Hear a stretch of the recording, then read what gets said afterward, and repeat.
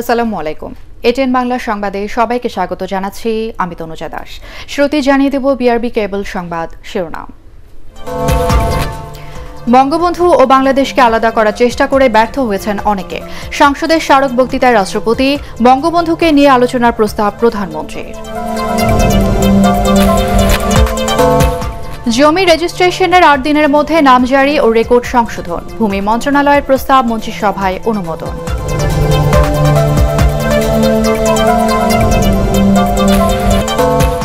অনলাইনে ক্যাসিনো চালিয়ে থাইল্যান্ড ও যুক্তরাষ্ট্রে সেলিম প্রধানের অর্থ পাচার, সম্পত্তি জব্দ ও ব্যাংক অ্যাকাউন্ট ফ্রিজ করল দুদক।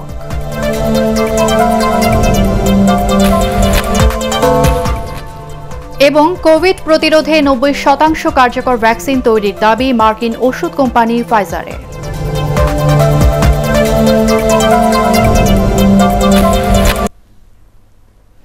শুনছিলেন বিআরবি কেবল সংবাদ শিরোনাম। সংবাদে এছাড়াও থাকছে, ভোটে হারার পর প্রেসিডেন্ট ডোনাল্ড ট্রাম্পকে ছেড়ে যাচ্ছেন স্ত্রী মেলানিয়া, এ নিয়ে প্রতিবেদন।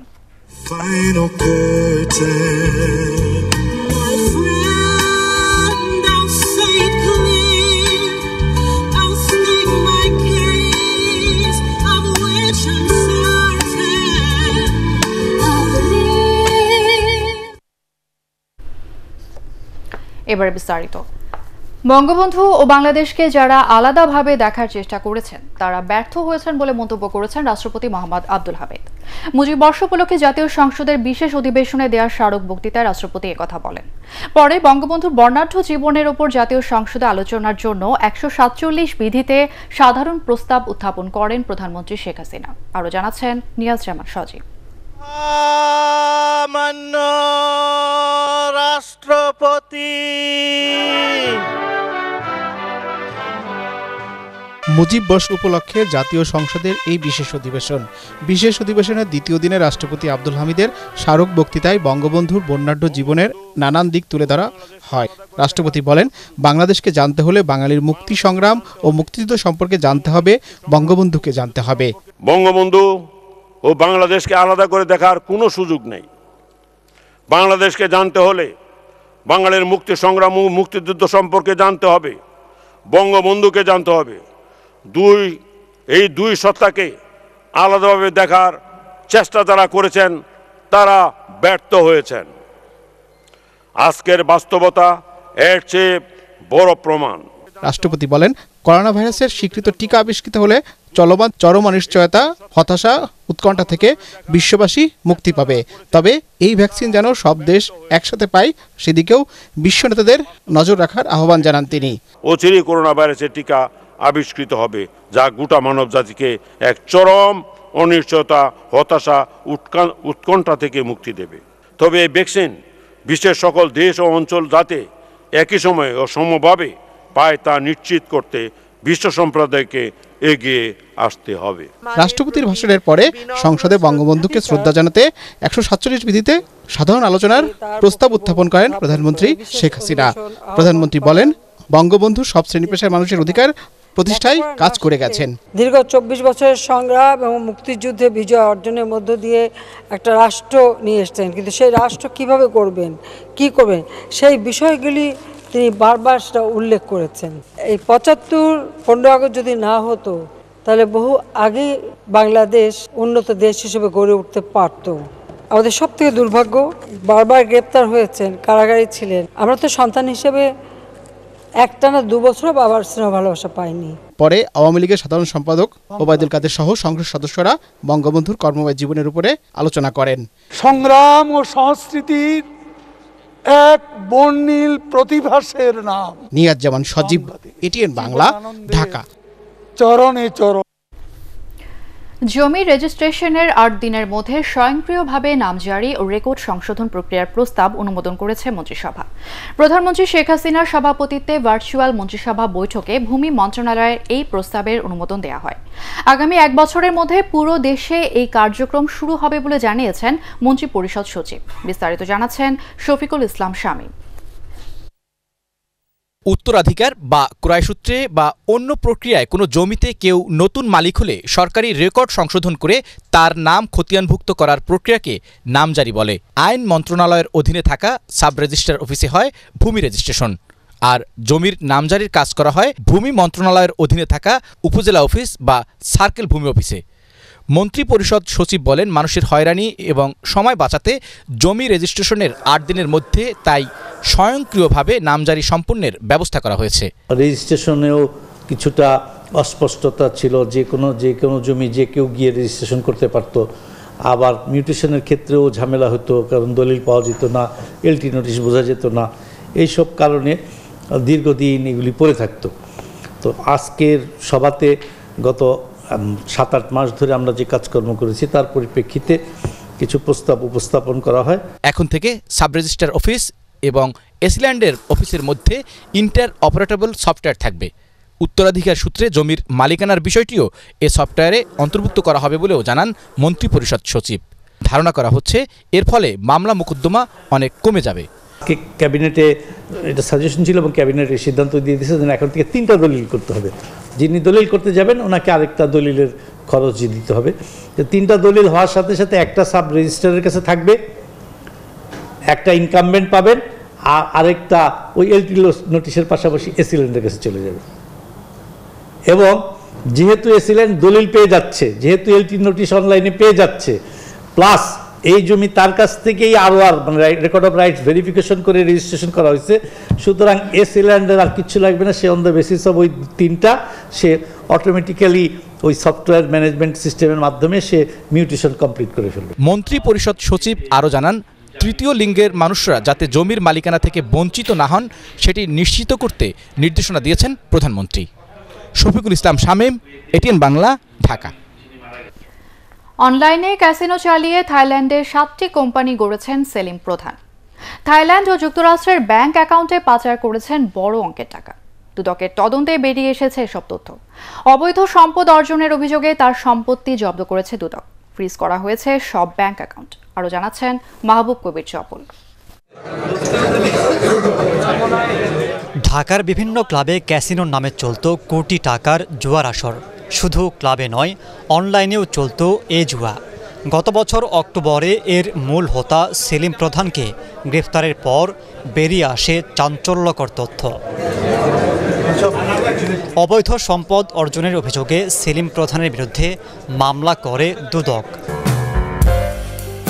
তিনি মূলত ক্যাসিনো খেলতেন যুক্তরাষ্ট্রের লাস ভেগাসে। সেখান থেকে ক্যাসিনোর চিপস কিনতেন, বাংলাদেশে বসে অনলাইনে চালাতেন এ জুয়া। এভাবে তিনি সম্পদের পাহাড় গড়েন।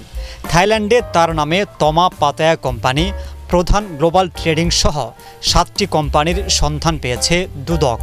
ব্যাংকক ব্যাংক ও সিয়াম কমার্শিয়াল ব্যাংকে 20 কোটি টাকা এবং যুক্তরাষ্ট্রের জেপি মর্গান ব্যাংকের 2টি অ্যাকাউন্টে বড় অঙ্কের লেনদেন করেন সেলিম প্রধান। থাইল্যান্ডে সেলিম প্রধানের মালিকানাধীন 7টি কোম্পানির সন্ধান পাওয়া গেছে। সেলিম প্রধান ক্যাসিনো খেলতেন এবং লাস ভেগাস থেকে কয়েক কোটি টাকা দিয়ে তিনি ক্যাসিনো চিপস ক্রয় করেছিলেন বলেও আমাদের কাছে তথ্য রয়েছে। সেলিম প্রধান ঠিক কত টাকা বিদেশে পাচার করেছেন তা বের করতে বিভিন্ন দেশের সাথে যোগাযোগ করছে দুদক। জব্দ করা হয়েছে তার স্থাবর সম্পদ। সেলিম প্রধানের সকল সম্পদ জব্দ করা হয়েছে, তার অর্ধশত ব্যাংক হিসাব ফ্রিজ করা হয়েছে। টাকা উদ্ধারের ব্যাপারে আমেরিকা এবং থাইল্যান্ড সহ কয়েকটি দেশে এমএলএআর এর মাধ্যমে ব্যবস্থা গ্রহণ করা হচ্ছে। তার সাথে আরও কেউ জড়িত আছে কিনা তাও খতিয়ে দেখছে দুদক। মাহবুব কবির চপল, এটিএন বাংলা, ঢাকা। গত 24 ঘন্টায় করোনা ভাইরাসে আক্রান্ত হয়ে দেশে আরও 25 জনের মৃত্যু হয়েছে। এই মৃতের সংখ্যা বেড়ে দাঁড়ালো 6092। মৃতদের মধ্যে 17 জন পুরুষ, 8 জন নারী। এর মধ্যে ঢাকা বিভাগে সর্বোচ্চ 10 জন, চট্টগ্রামে 5, খুলনা ও সিলেটে 3 জন এবং বরিশাল বিভাগে 2 জন মারা গেছেন। সবশেষ 14,042টি নমুনা পরীক্ষায় 1683 জনের করোনা শনাক্ত হয়েছে। শনাক্তের হার 11.99%। মোট আক্রান্তের সংখ্যা 4,21,921 জন। গত 24 ঘন্টায় 1 10,623 জন সহ মোট সুস্থ 3,39,768 জন। শনাক্ত বিবেচনায় সুস্থতার হার 80.53%। স্বাস্থ্য অধিদপ্তরের সংবাদ বিজ্ঞপ্তিতে এসব তথ্য জানানো হয়।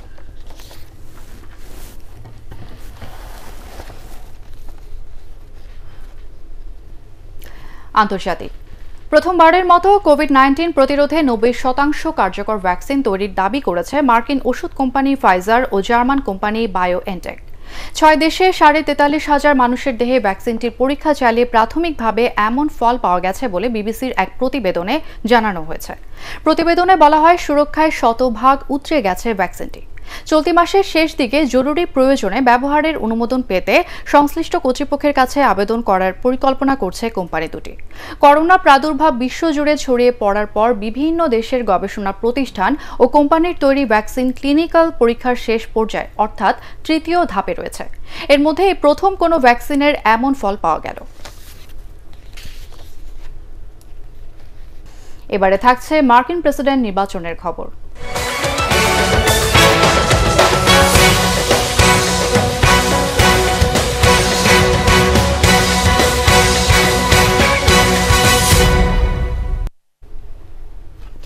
করোনা ভাইরাস মোকাবিলাকে প্রাধান্য দিয়ে নির্বাচনী ইশতেহার বাস্তবায়নের কর্মপরিকল্পনা করছেন নবনির্বাচিত মার্কিন প্রেসিডেন্ট জো বাইডেন। আগামী জানুয়ারিতে দায়িত্ব নেওয়ার পর যে কাজগুলো করবেন তার ঘোষণাও দিয়েছেন তিনি। তবে নির্বাচনের ফলাফল এখনও মানতে রাজি নন বর্তমান মার্কিন প্রেসিডেন্ট ডোনাল্ড ট্রাম্প। আরও জানাচ্ছেন জাহিদুল আলম। নির্বাচনী প্রচারাভিযানে করোনা মোকাবেলা ও স্বাস্থ্য ব্যবস্থার উপর সর্বোচ্চ গুরুত্ব দিয়েছিলেন জো বাইডেন। বিজয়ী হওয়ার পরপরই সেই কাজ শুরু করেছেন তিনি। সেই লক্ষ্যে যুক্তরাষ্ট্রের সাবেক সার্জন জেনারেল বিবেক মূর্তি, সাবেক খাদ্য ও ওষুধ প্রশাসন কমিশনার ডেভিড ক্যাসলার এবং ইয়েল বিশ্ববিদ্যালয়ের গবেষক ডক্টর মার্সেলা নুনেজ স্মিথকে 12 সদস্যের করোনা মোকাবেলার টাস্ক ফোর্সের জন্য নির্বাচিত করা হয়েছে। টাস্ক ফোর্সের অন্য সদস্যদের নামও ঘোষণা করা হবে শিগগিরই। করোনা মোকাবেলা ছাড়াও প্যারিস জলবায়ু চুক্তিতে আবারও যোগদান, বিশ্ব স্বাস্থ্য সংস্থা থেকে সরে আসার সিদ্ধান্ত প্রত্যাহার, 7টি মুসলিম দেশের নাগরিকদের ভ্রমণ নিষেধাজ্ঞা তুলে নেয়া, যুক্তরাষ্ট্রে অভিবাসীদের নিয়ে বারাক ওবামা নীতি পুনঃপ্রতিষ্ঠারও ঘোষণা দিয়েছেন তিনি। এরই মধ্যে অর্থনীতি, বর্ণবাদ এবং জলবায়ু পরিবর্তন মোকাবেলায় ওয়েবসাইটও বানিয়েছেন জো বাইডেন। এদিকে বর্তমান প্রেসিডেন্ট ডোনাল্ড ট্রাম্প এখনও প্রেসিডেন্ট নির্বাচনে নিজের হার মেনে নিতে পারেননি। বিভিন্ন রাজ্যে চলছে কারচুপির অভিযোগে মামলা দায়েরের প্রস্তুতি।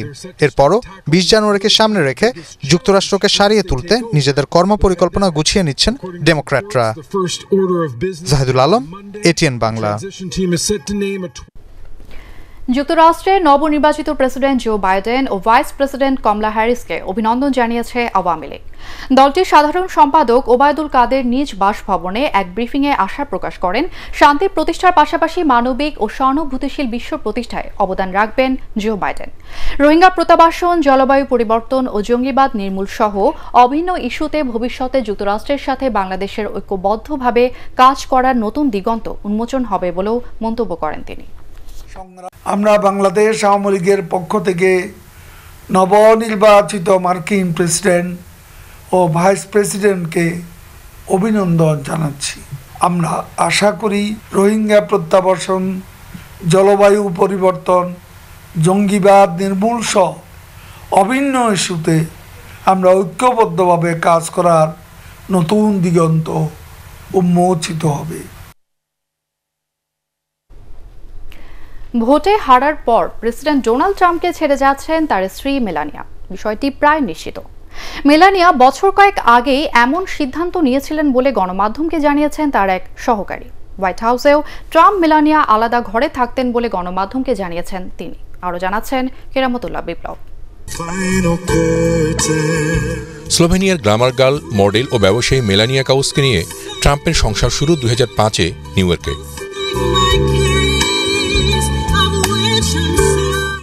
এর আগে মেলানিয়া ছিলেন ফ্রান্সের প্যারিস, ইতালির মিলানে গ্ল্যামার জগতে। 1996 সালে যান আমেরিকায়। তিনি যুক্তরাষ্ট্রের দ্বিতীয় ফার্স্ট লেডি যিনি অভিবাসী মার্কিনী। 2016 সালে ডোনাল্ড ট্রাম্প প্রেসিডেন্ট নির্বাচিত হওয়ার পর বছর দুয়েক হোয়াইট হাউসের ভেতরে বাইরে রোমান্স জীবন কাটিয়েছেন মেলানিয়া।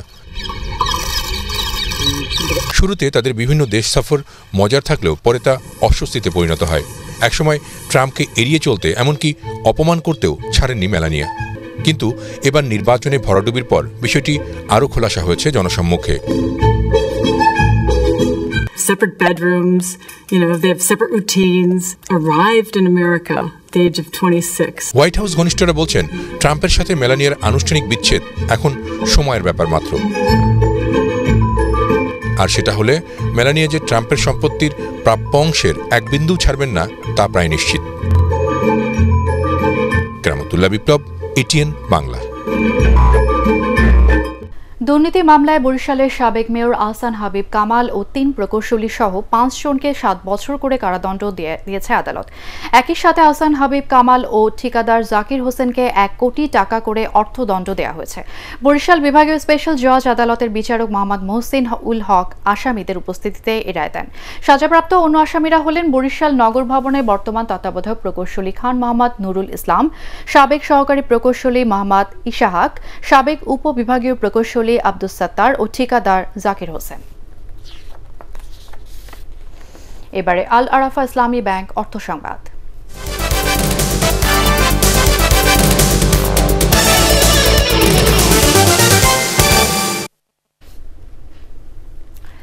নির্দেশনার 1 মাস পরও কমেনি আলুর দাম। রাজধানীর খুচরা বাজারে কেজি প্রতি আলু বিক্রি হচ্ছে 50 টাকা পর্যন্ত।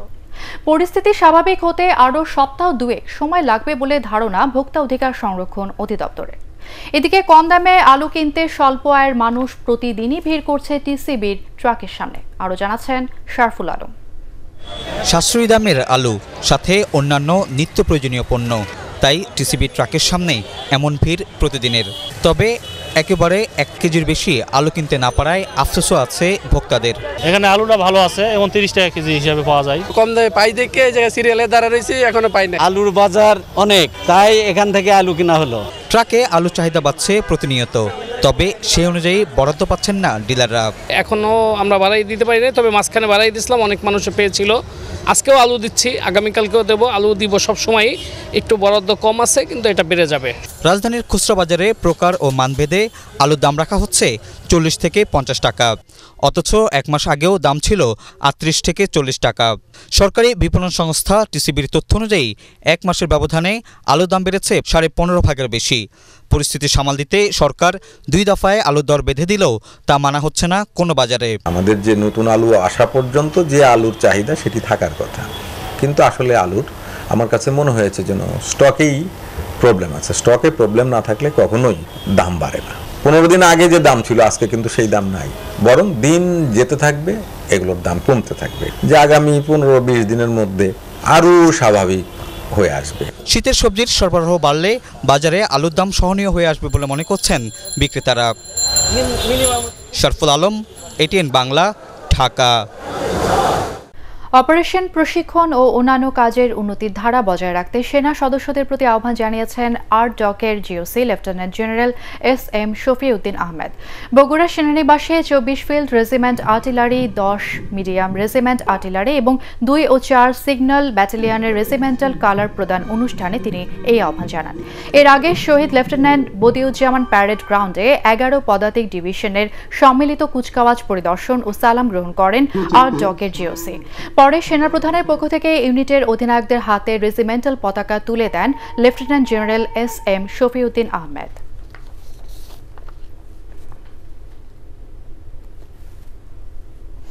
এবারে Sandhani life insurance company limited বাণিজ্য সংবাদ।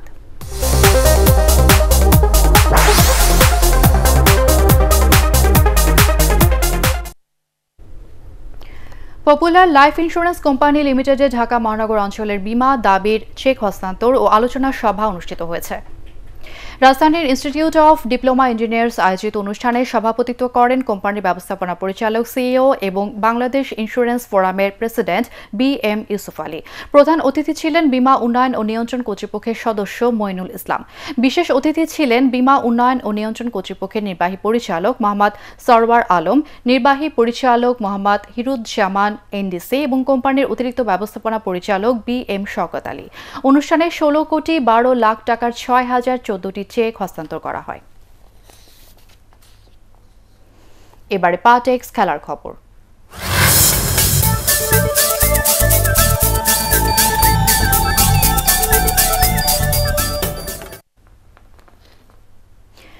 376 দিন পর মিরপুর স্টেডিয়ামে পা রাখলেন সাকিব আল হাসান। নিষেধাজ্ঞা শেষে এই প্রথম হোম অফ ক্রিকেটে ফেরেন বিশ্বসেরা অলরাউন্ডার।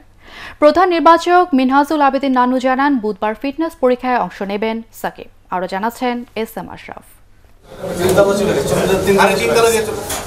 29 অক্টোবর 2019 শেষবার যখন মিরপুর স্টেডিয়ামে এসেছিলেন সাকিব আল হাসান ছিলেন বিমর্ষ, বিধ্বস্ত।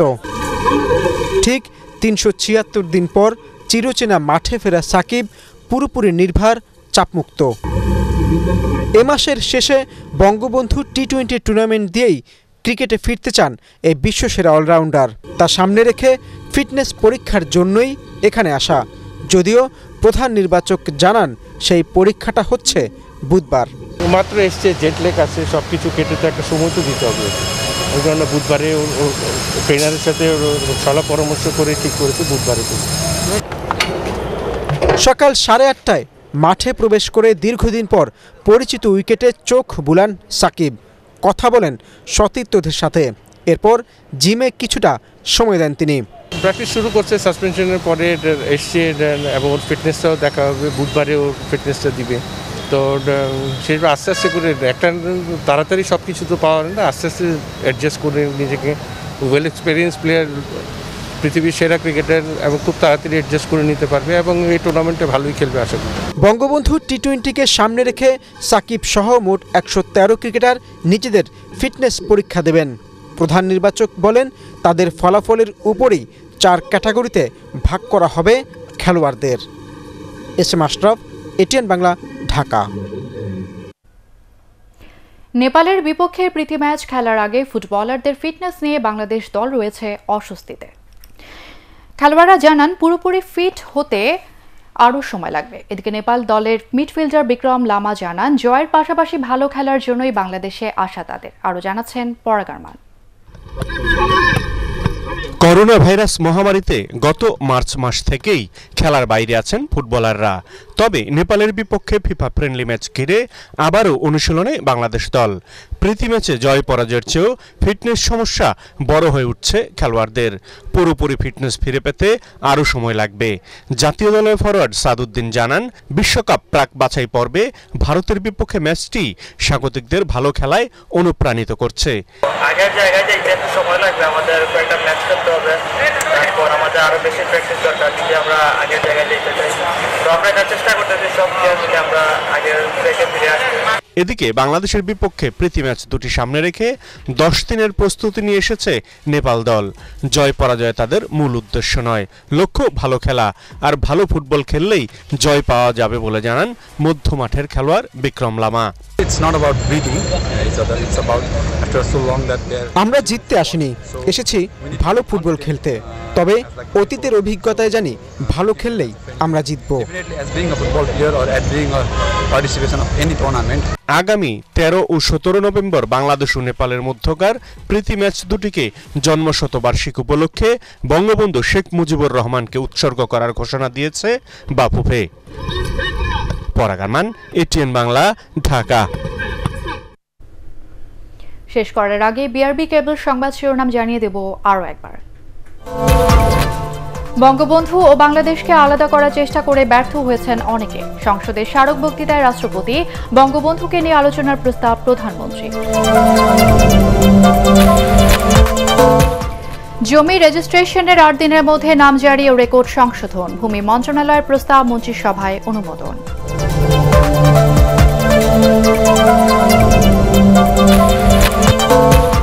অনলাইনে ক্যাসিনো চালিয়ে থাইল্যান্ড যুক্তরাষ্ট্রে সেলিম প্রধানের অর্থ পাচার, সম্পত্তি জব্দ ও ব্যাংক অ্যাকাউন্ট ফ্রিজ করল দুদক।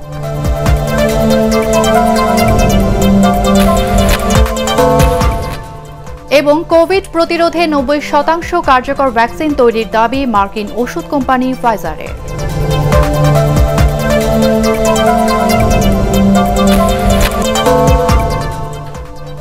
আর এই ছিল এখনকার সংবাদ। আমাদের এটিএন বাংলা সংবাদ ইউটিউবে দেখতে ব্রাউজ করুন youtube/ATN বাংলা নিউজ। দর্শক, করোনা ভাইরাস থেকে নিজেকে সুরক্ষিত রাখতে মাস্ক পরুন এবং বারবার হাত পরিষ্কার করুন। আমাদের সাথে থাকার জন্য ধন্যবাদ।